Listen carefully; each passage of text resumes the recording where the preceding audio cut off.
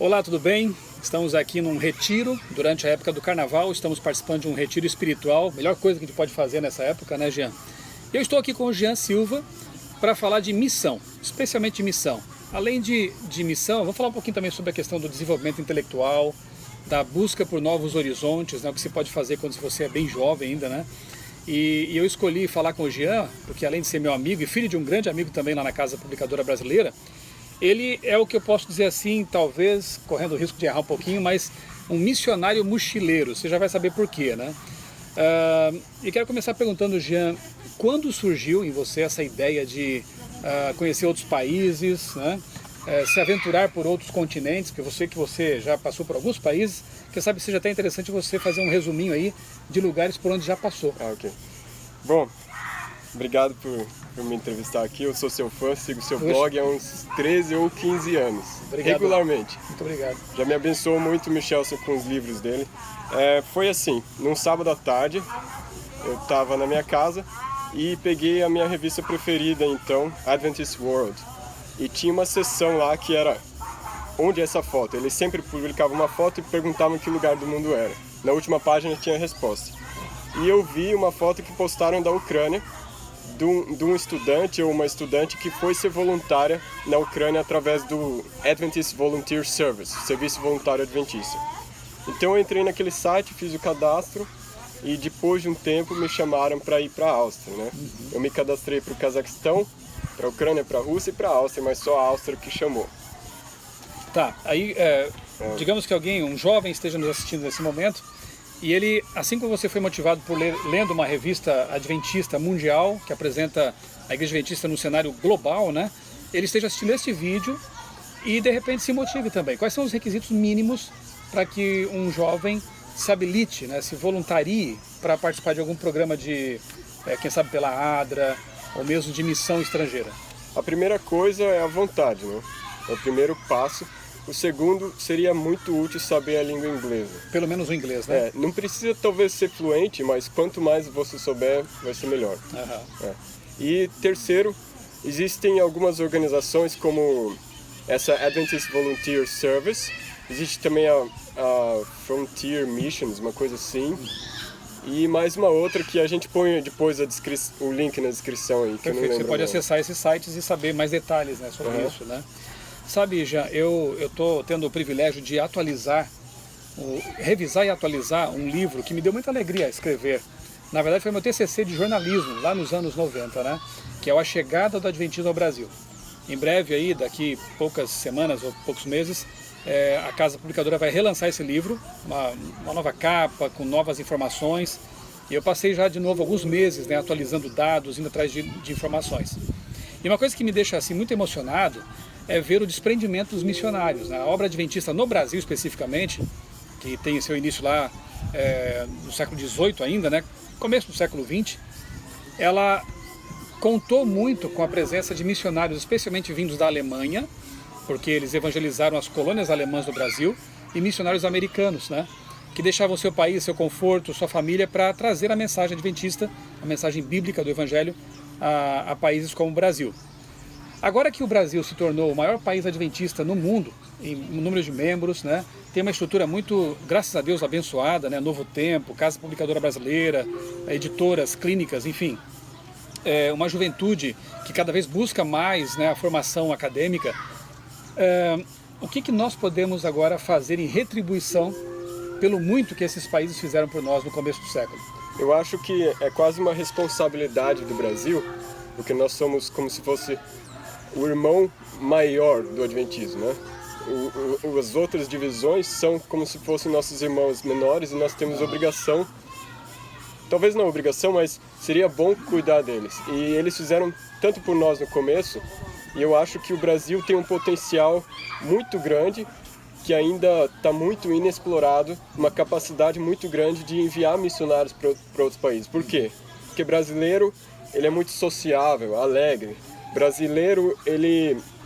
Como é um país que tem uma certa neutralidade em termos de conflitos, né? Exato. A gente acaba tendo uma aceitação maior, né? É isso que eu queria mencionar e esqueci. Brasileiro tem um passaporte muito bem aceito, gente. Para você ter uma ideia, como brasileiro, a gente pode ir na Europa sem visto, 90 dias. A gente pode ir para quase todos os países da ex-União Soviética, Rússia, Ucrânia, coisa que alemão, por exemplo, não tem esse privilégio, tem que tirar visto. Mas nós brasileiros temos essa facilidade e a gente poderia ir nesses outros países e usar dessa facilidade para pregar o Evangelho. Já que você mencionou então pregar o Evangelho, conta pra gente um pouquinho mais aí dos lugares por onde você passou e de que forma, né, você aproveitou essa oportunidade de viajante, de mochileiro, para levar a mensagem de Cristo, né, a pessoas que talvez não pudessem ouvir de outra forma. Bom, ok. Eu passei por alguns países e antes eu só viajava, às vezes sempre eu visitava a igreja daquele país. É uma das alegrias maiores visitar a igreja local. Conhecer a família adventista no mundo, né? Isso é pode me chamar, né, de nerd, mas quando eu ainda estava no Brasil, eu passava às vezes horas e horas procurando como eram os adventistas em outros países. Isso me interessava muito. E agora que eu tenho a oportunidade de ir em outros países, a primeira coisa que eu faço é procurar o endereço da igreja. Mas um dia eu descobri que seu livro, o livro missionário do ano de 2018, né, Poder da Esperança, estava traduzido em russo. Então, quando eu cheguei na Rússia, eu comprei algumas cópias dele e saí entregando ele nos países que falam russo. O russo é quase como se fosse a língua franca do leste europeu, é quase como se fosse inglês. É a língua que quase todo mundo fala. Então eu adquiri algumas cópias e decidi entregar para algumas pessoas no caminho, não para todo mundo, porque não tinha condição de comprar bastante, mas eu entreguei o seu livro na Moldávia, entreguei na Transnistria, que é um país que... Transnistria? Até publiquei no meu blog um texto que você me enviou na época, né? E gerou curiosidade, porque que país é esse, né? Transnistria. Você já ouviu falar desse país? Até eu, há pouco tempo atrás, nunca tinha ouvido falar. É um país entre a Moldávia e a Ucrânia. Nenhum país no mundo oficial reconhece esse país como um país. E eles mesmos se reconhecem e outros semi-países também reconhecem eles, que são a Abkhazia e a Ossétia do Sul, uma coisa assim. Então, esse país dizem que é o país que não existe, mas eu fui lá e os nossos irmãos existem sim, existem outras pessoas também. E depois da igreja eu deixei um livro para uma mulher numa praça, uma mulher que me pediu um cigarro. Eu falei, eu não tenho cigarro, mas o que eu tenho eu te dou. Meio Pedro, né? Meio Pedro. Não tem ouro nem prata, mas o que eu tenho eu te dou, né? Levanta e anda. E a mulher falou, muito obrigado, eu vou ler. Porque oremos por ela. Que bênção, né? Aliás, deixa eu fazer aqui uma pequena pausa para mencionar o que me deixou muito feliz, tem me deixado muito feliz, né?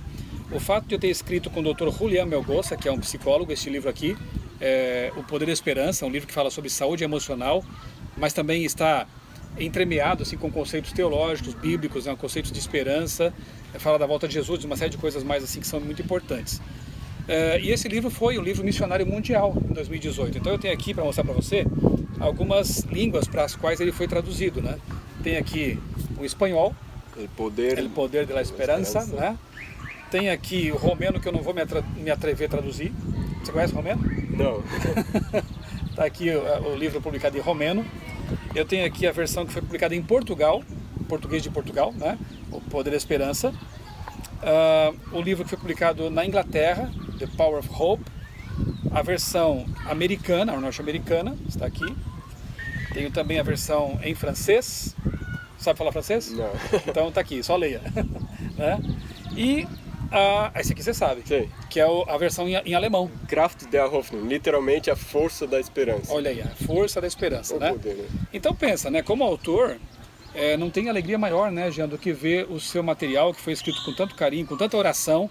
Eu já contei essa experiência, eu vou colocar aqui na descrição do vídeo o link para esse vídeo em que eu conto o meu testemunho, né?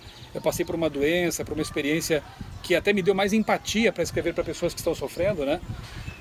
Uma pausa que Deus me possibilitou, com um pouco de dor, mas eu não reclamo disso, né? Que me permitiu escrever o livro. Então ver que esse trabalho que foi feito com muita oração e muita responsabilidade, né? Tanto de minha parte quanto do Dr. Julián Melgoza, sendo espalhado pelo mundo, isso dá muita alegria, né? Eu espero encontrar muitas pessoas no céu, cujas línguas eu não conheço aqui, mas que no céu eu vou poder falar com elas, porque eu acho que nós teremos uma língua universal, né? E isso realmente é muito compensador já, e na eternidade vai ser muito mais. E saber que você andou espalhando esse material, esse livro em russo, né? Isso me deixou muito feliz. Me deixou feliz também. Quando eu vi o seu livro publicado em russo, eu pensei que seria o livro, a oportunidade perfeita para eu distribuir esse livro. Eu também distribuí alguns outros, tipo Grande Conflito, para outras pessoas, mas esse livro eu acho que é o livro ideal para os países da ex-União Soviética, porque eles têm um problema lá com a danada da vodka. Uhum. E todos os amigos que eu tenho, os conhecidos, que eu conheço um pouco mais assim a fundo, têm a mesma história de sofrimento na família. O pai ou deixou a família, ou deixou e morreu pela bebida, ou batia na família, e é sempre a mesma história. Então, eu acho que a Rússia precisa muito, a Rússia, a Ucrânia, Moldávia, Bielorrússia, precisa muito dessa mensagem. Inclusive uma mulher para a qual eu entreguei, ela leu assim e falou, a gente precisa de esperança. E as pessoas estão receptivas lá, Jean, naquele chamado ex-bloco da União Soviética, né? Como é que está a receptividade das pessoas nesses países? Bom, as pessoas não são que nem brasileiros, assim, de chegar para você começar a conversar, mas eles também têm muita curiosidade. Então, eu sei um pouquinho como atiçar a curiosidade, às vezes espero elas chegarem em mim, perguntar de onde eu venho, e até hoje ninguém recusou um livro. A não ser um policial num país que eu não vou mencionar, porque é proibido distribuir livros lá, então tem isso também, né? Tecnicamente eu não distribuí lá, mas o policial falou, eu estou no horário de trabalho, eu queria aceitar, mas eu não posso. Eu pensei depois que eu devia ter deixado cair o livro assim e falar, desculpa, perdi. Mas na hora eu não fiz isso e foi a única pessoa que rejeitou. Mas todos agradeceram, falaram que iam ler e espero que o façam, né? Espero e vamos orar por isso, né? Que a mensagem foi espalhada, né? E a gente não sabe realmente os resultados de uma página. Lembra dos Valdenses, né? Uhum. Quando entregava uma página da Bíblia copiada à mão, com muito risco, até com risco de vida, de morte, né? Eles espalhavam isso e quantas pessoas foram sendo alcançadas pelo Evangelho por meio dessas páginas, né? Deixa eu aproveitar a nossa conversa aqui, Jean, e perguntar a você o que você tem percebido, né, dessa realidade de ex-países comunistas, né? Alguns nem são ex ainda, né? Ainda vivem, né, os ventos dessa ideologia, né? Você como um brasileiro cristão, nascido num país democrático, né, com as suas deficiências, muitas obviamente, mas outra realidade, né? O que você pode contar para a gente dessa vivência lá em países que passaram por essa mazela dos regimes ditatoriais comunistas? Bom, Michelson, foi até interessante que você perguntou essa pergunta, porque eu vejo, às vezes, dentro do cristianismo, muita gente namorando com essa ideia do comunismo. E eu acho que o comunismo fez as pessoas sofrerem demais. Eu vi isso de perto lá na Rússia, na Ucrânia, em todos esses países, principalmente os cristãos, mas todos foram afetados. Por exemplo, eles têm essa mentalidade de que tem que ter um líder muito forte, quase que ditatorial. Então, a liberdade lá, religiosa e outras liberdades, não está no mesmo nível do que aqui no Brasil. E eles nem percebem isso. Infelizmente, no leste da Ucrânia, a igreja adventista está banida, inclusive. A adventista e várias outras denominações, quase todas. A única que não foi banida foi a igreja ortodoxa. Chegaram soldados com a AK-47 e falaram: ninguém mais se reúne a partir de hoje. E não pode se reunir em casa. Está complicado para os nossos irmãos lá. Muitos foram enviados para campos de concentração. Tem o testemunho da irmã Svitlana Samolenko, que veio para o Brasil. A família dela sofreu com o comunismo, não talvez tanto diretamente, mas eles eram samizdat, que é aquelas pessoas que publicavam livros ilegalmente. Se você quiser saber mais sobre isso, leia a história do Ainda que Caiam os Céus, um livro excelente do pastor Mikhail Kulakov, publicado pela Casa Publicadora, ou o livro do Boi que Guardava o Sábado e outras histórias. Também da CPB. Do pastor Nikolai Panchuk.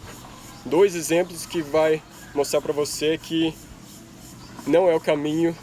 O comunismo não permite liberdade religiosa e a gente, como cristãos, tem que lutar pelo regime que mais defende a liberdade religiosa. Né? Eu tenho divulgado, sempre que posso aqui no meu canal e também nos blogs, né, a leitura do livro Ainda que Caiam os Céus. Para quem duvida de que realmente foi uma mazela, né, esses regimes foram uma mazela, e especialmente para os cristãos, é preciso, se você duvida do que outros autores falam, pelo menos leia de um pastor adventista, né? Mikhail, eu falo Mikhail, mas a pronúncia é Mikhail, né? seria, mas... Kulakov, que foi enviado para a Sibéria, e a acusação que faziam contra esses adventistas, como é o caso do pastor Kulakov e o pai dele, o avô também, é de que realizavam reuniões antissoviéticas. Veja só, que acusação absurda, né?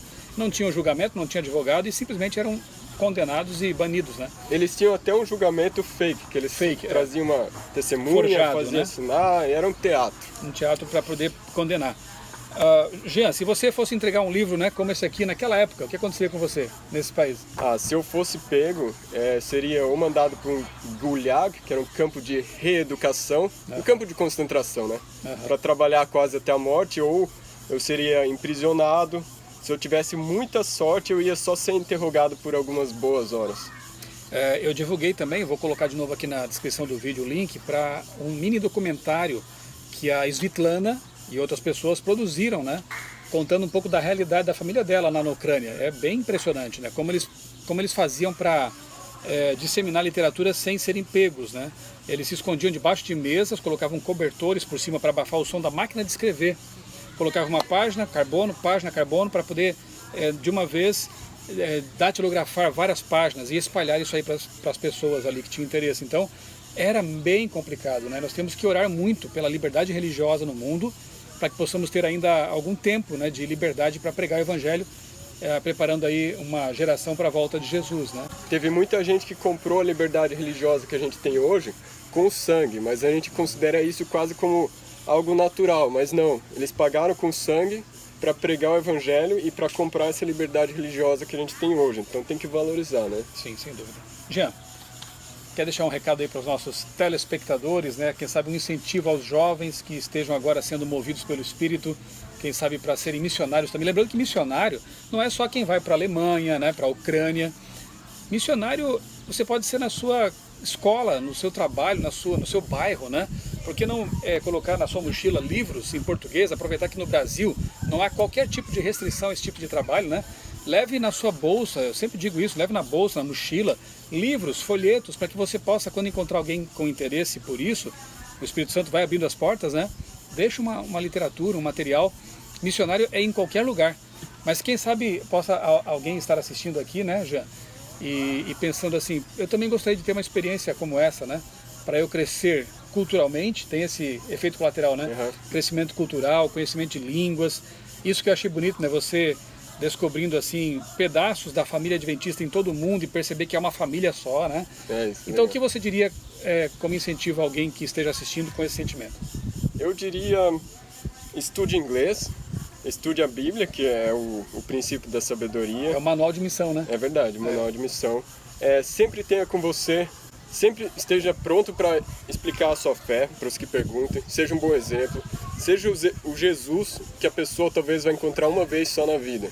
Leve como o Michelson disse, um livro na sua mala, dê para a mulher do pedágio, para a mulher no supermercado, entrega para todo mundo que você puder. A gente tem que correr contra o tempo, a gente tem que ter um objetivo só na nossa vida, que é ajudar todo mundo a saber dessa mensagem para que Jesus volte logo. Amém. Obrigado, Jean. Que Deus continue te abençoando, Eu que te usando agradeço. como um instrumento poderoso. Eu que te agradeço. Um grande abraço para você. Tchau.